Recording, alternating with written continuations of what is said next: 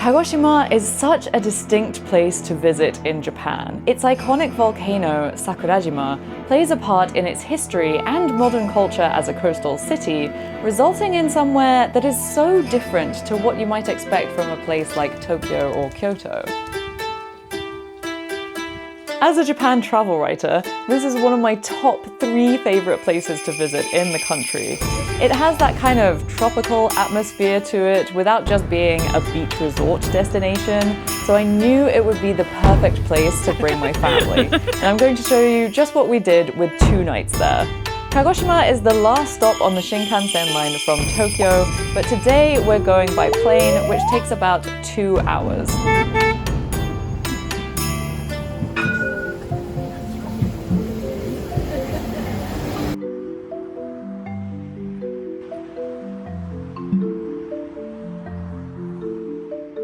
The museum itself goes through the region's history, going back to ancient festivals and samurai culture and the castle's heyday. Unfortunately, videos aren't allowed inside, but what I can show you is the beautiful outside, which has some old residences and what I consider the best view of the volcano. I just love this shot with the gate.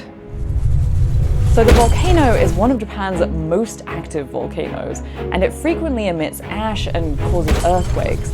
This is just a part of daily life for the people of Kagoshima, but if you're planning a trip there, you should make sure that you check the weather news before and during your trip, just as a precaution. As of recording, the last time the main crater erupted was in 2023, but these smaller craters can erupt multiple times a month. And actually, the volcano used to be an island of its own until an eruption in 1914, when the lava overflowed and connected it to the peninsula. Of course, the volcano itself has long been an icon for Kagoshima and is depicted in a lot of artworks too. Given this volcanic activity, it may not be too much of a surprise that there are a lot of islands surrounding Kagoshima too, and they dot the sea between Kagoshima and Okinawa. These are called the Amami Islands. And although I don't have time to visit them during this trip, there is actually a little preview of the islands in Kagoshima called Amami Nosato.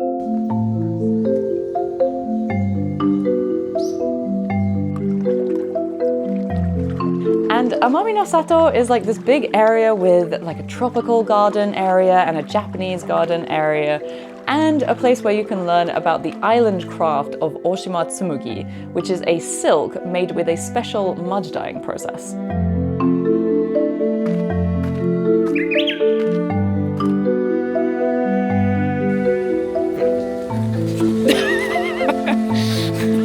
Side note, Amami Nosato also has one of the most beautiful women's bathrooms ever, surrounded by all of these tropical plants, so do keep an eye out for that on your visit.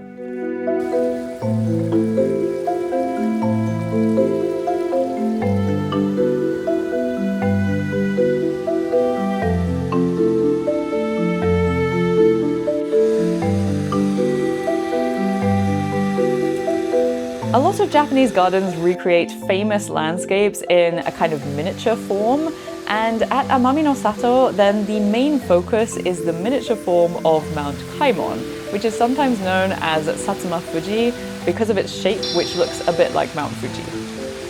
And if you go inside, you can learn about the silk dyeing process. And normally there are a lot of people working on the silk, but because it was so close to New Year, then it was just this one lady. I feel really bad. I hope she had a good break afterwards.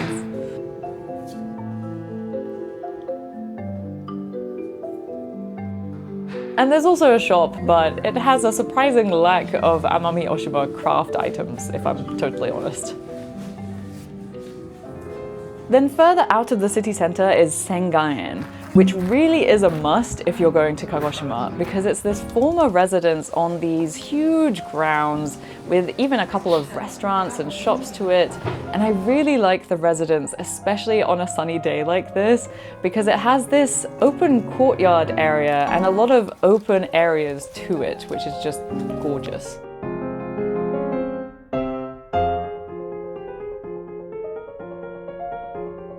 At the residence, you can walk through and learn about the Shimazu clan who owned it and ruled the southern Kyushu area.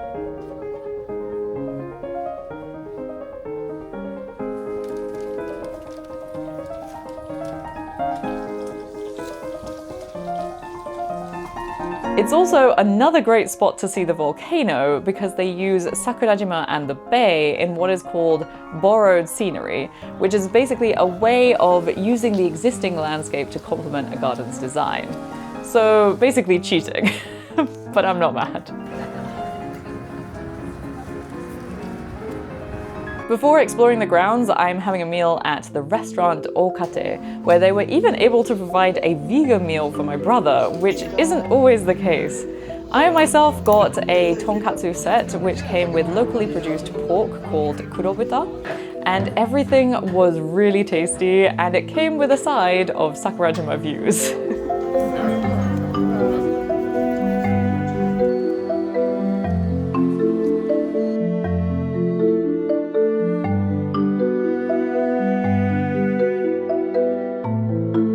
There is even a small cat shrine on the grounds, which has a slightly odd history, because the Shimazu family owned 7 cats which they took to war, and the shrine is dedicated to the 2 cats that made it back.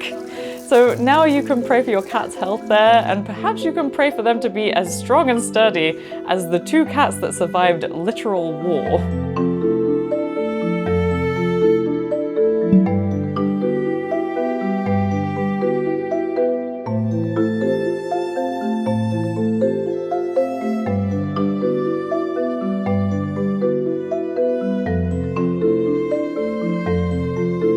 But my favorite thing about Sangen is the different workshops that you could do.